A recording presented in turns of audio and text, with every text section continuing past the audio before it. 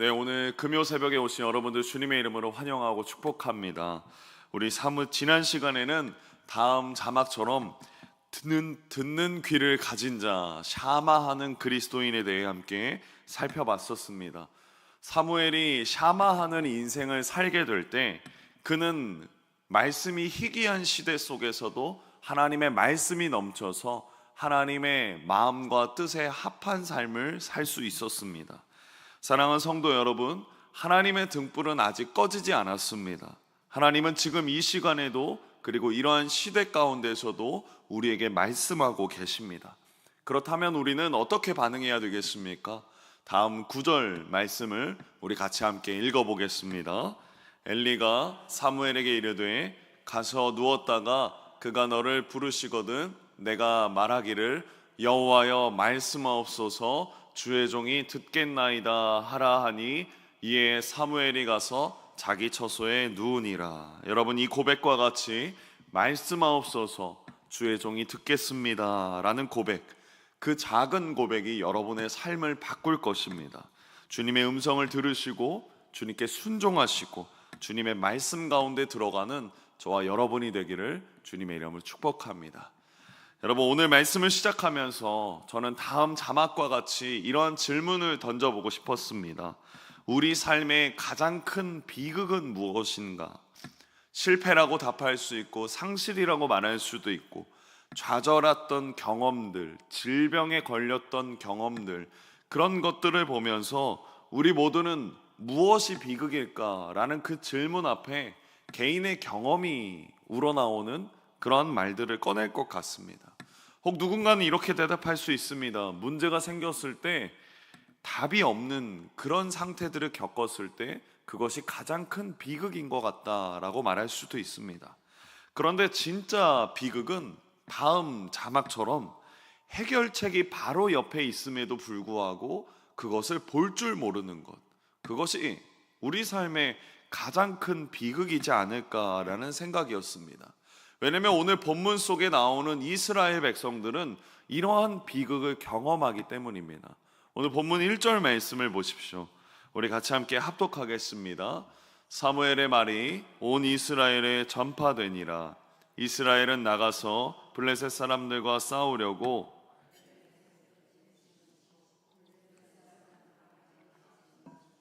여러분, 중반절에 색깔로 표시된 부분을 보십시오.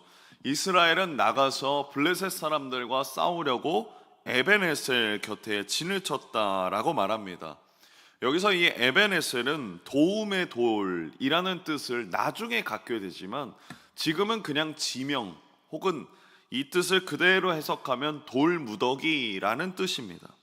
그런데 이 지명, 이 에벤에셀에서 이스라엘은 블레셋과의 전투를 치르게 되는데 그 결과가 어떠한지 2절에 이렇게 나옵니다. 우리 같이 한번 읽어보겠습니다.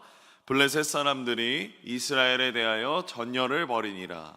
그 둘이 싸우다가 이스라엘이 블레셋 사람들 앞에서 패하여 그들에게 전쟁에서 죽임을 당한 군사가 4,000명 가량이라. 결과가 어땠습니까? 결과는 처참한 패배였습니다. 왜였을까요? 그들은 분명히 에벤에셀이라는 그 지명 속에서 싸웠지만 현재 하나님과의 관계는 완전히 망가져 있는 상태였습니다. 이스라엘은 그 패배의 원인을 죄에서 찾지 않습니다. 3절에 이렇게 말합니다. 우리 색깔된 부분만 합독하겠습니다. 여호와께서 어찌하여, 저는 여기서 이 장로들에 대한 이야기를 좀 하고 싶었습니다. 이스라엘의 장로들, 우리가 지난 시간에 엘리 제사장의 가문에 누가 없었다라고 말했습니까? 노인이 없었다라는 것이 있었습니다. 그러면 여기서 이스라엘 장로들은 어떤 역할을 하느냐? 이스라엘에 있어서 용기를 불어넣어주고 위로해주고 특별히 이전에 과거에 있었던 하나님의 영광에 대하여 함께 기억하는 사람들이었습니다. 그런데 그 사람들이 이렇게 말합니다. 여호와께서 어찌하여 우리에게 오늘 블레셋 사람들 앞에 패하게 하셨는고?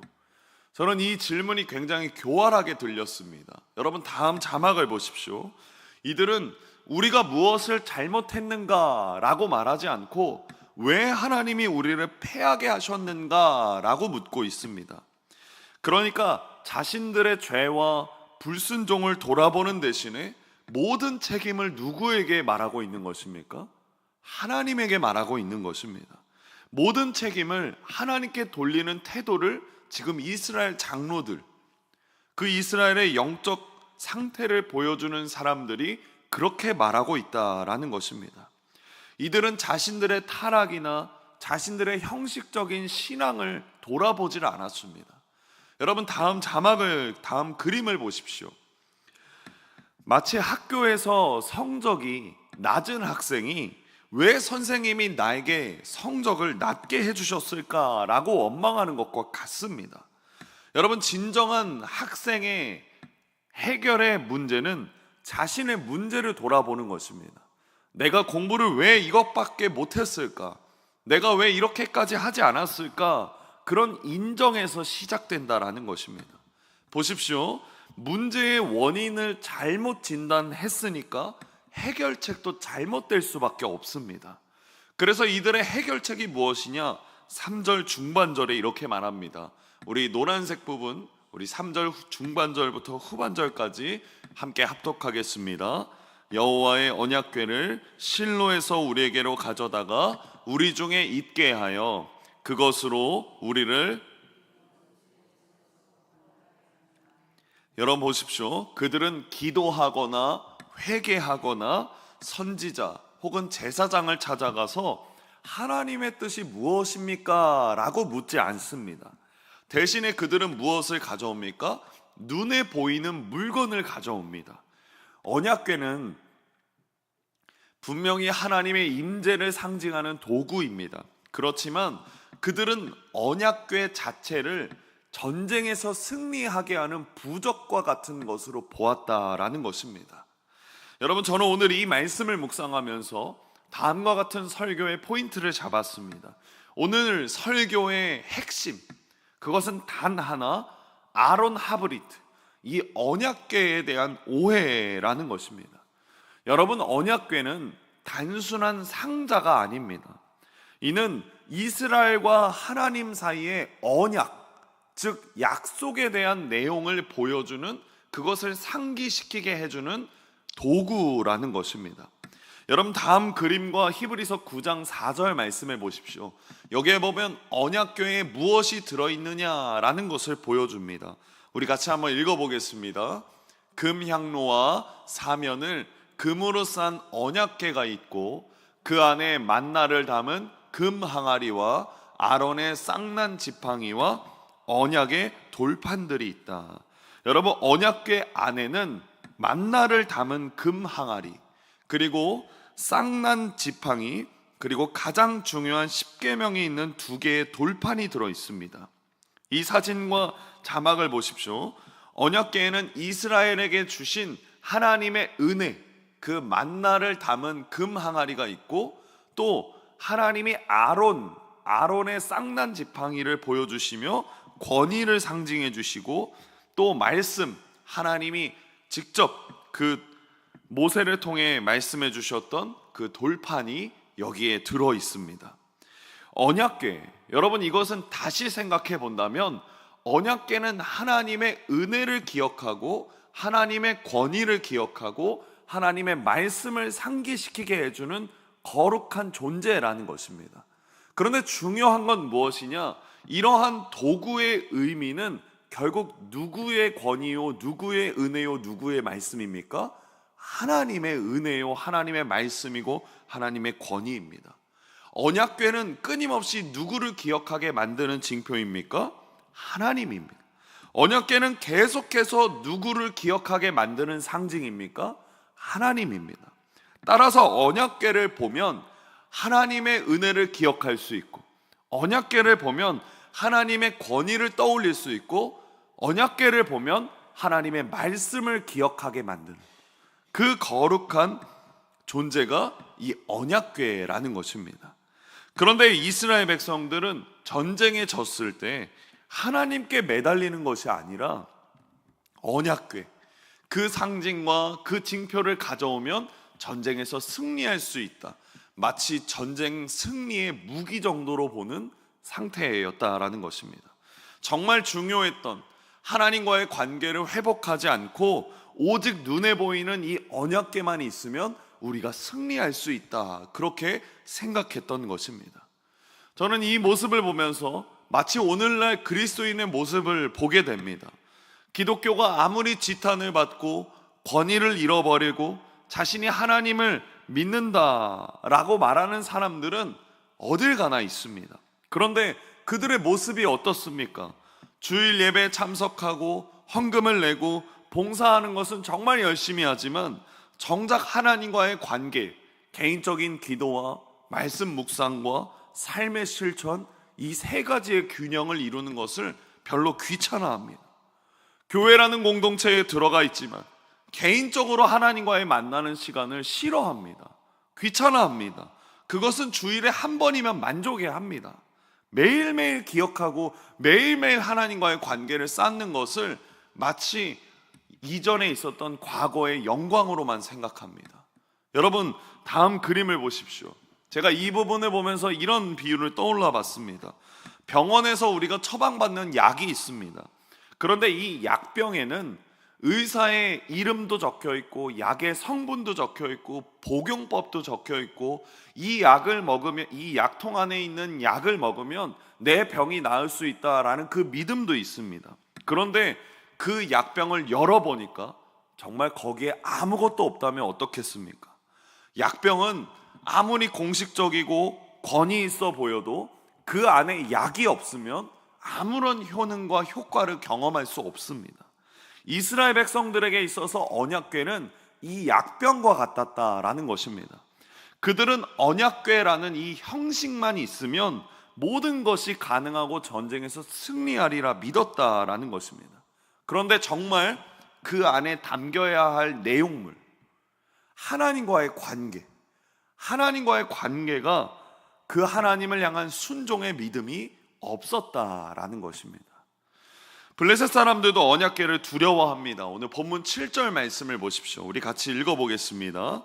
블레셋 사람이 두려워하여 이르되 신이 진영에 이르렀도다 하고 또 이르되 우리에게 화로다. 여러분, 표시된 부분에 보십시오. 두려워하며 어떻게 말합니까? 신이 진영에 이르렀다라고 말합니다. 과거에 블레셋 사람들은 하나님의 능력을 보았던 사람들입니다. 그래서 이스라엘의 열렬한 함성과 이스라엘의 언약궤의 등장은 그들로 하여금 두려움을 느낄 수밖에 없었습니다. 그런데 그들이 어떻게 서로에게 말하는지 9절 말씀을 보십시오. 이렇게 말합니다. 너희 블레셋 사람들아, 강하게 되며 대장부가 되라. 너희가 히브리 사람의 종이 되기를 그들이 너희의 종이 되었던 것 같이 되지 말고 대장부같이 되어 싸우라. 여러분이 표시된 9절 부분을 보십시오. 그들은 오히려 더 큰 용기를 가지면서 서로를 격려합니다.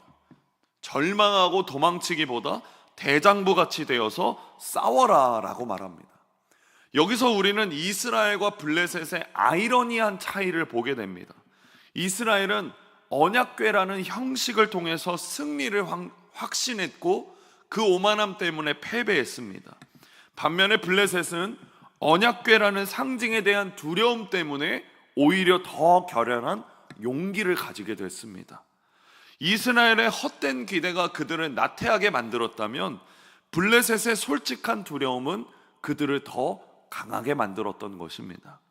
이제 그 결과를 보십시오. 10절 말씀입니다. 우리 함께 합독하겠습니다. 블레셋 사람들이 쳤더니 이스라엘이 패하여 이스라엘의 보병에 엎드려진 자가 3만 명이었으며 언약궤를 앞세웠던 이스라엘의 결과는 참패였습니다. 첫 번째 전투에서 4천 명이 죽었는데 두 번째 전투에서 3만 명이라는 엄청난 숫자가 죽었습니다. 이 숫자는 단순한 패배가 아니라 이스라엘 군대가 거의 전멸되었음을 말해줍니다. 그들은 언약궤만 있으면 하나님이 무조건 싸워주시리라 라고 믿었습니다. 그러나 하나님은 그들의 형식적인 믿음을 위해서 일해주시지 않았습니다. 이 3만 명의 죽음은 하나님과의 관계가 없는 종교적인 행위가 얼마나 헛된 것인지 증명해주는 피해의 기록입니다. 그리고 이스라엘이 겪은 비극의 정점, 그 말씀이 11절 말씀에 있습니다. 우리 같이 읽어보겠습니다.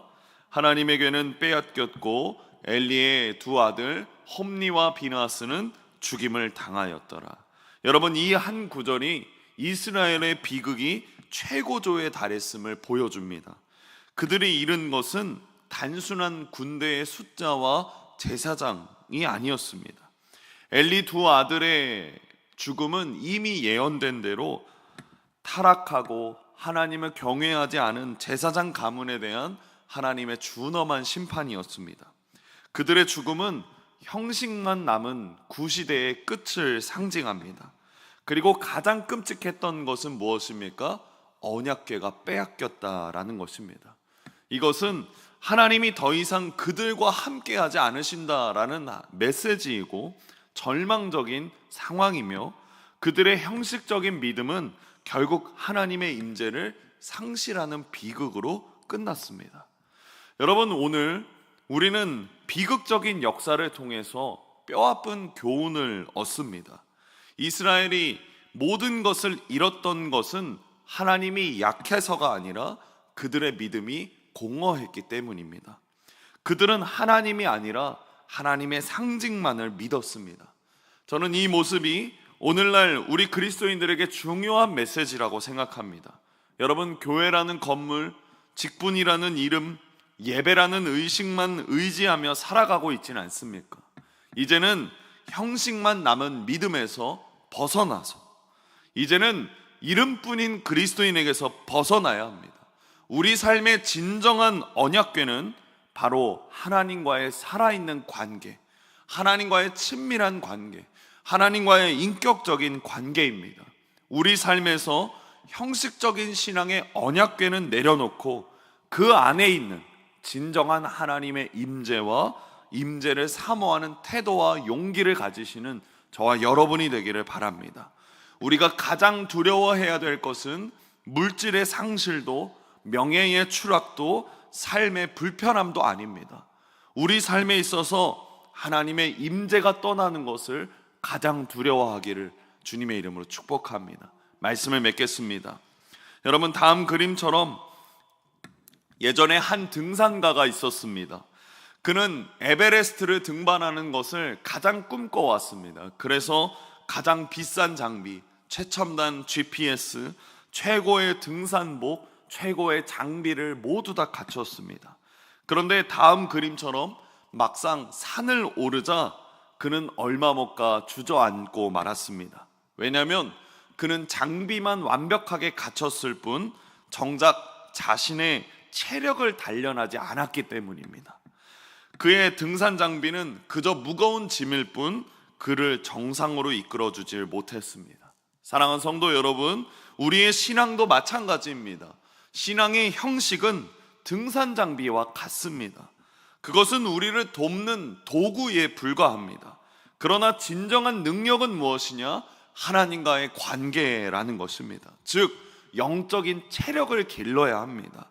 혹시 오늘 우리의 신앙의 언약궤가 형식만 남아있지는 않은지 우리 자신을 돌아보는 시간이 되기를 소망합니다. 그래서 오늘 우리가 마지막으로 다 함께 고백할 기도가 있습니다. 우리 다음 자막을 같이 읽어보겠습니다. 주님, 이제는 껍데기만 들고 다니는 신앙이 아니라 주님과의 살아있는 관계를 통해 능력 있는 삶을 살겠습니다.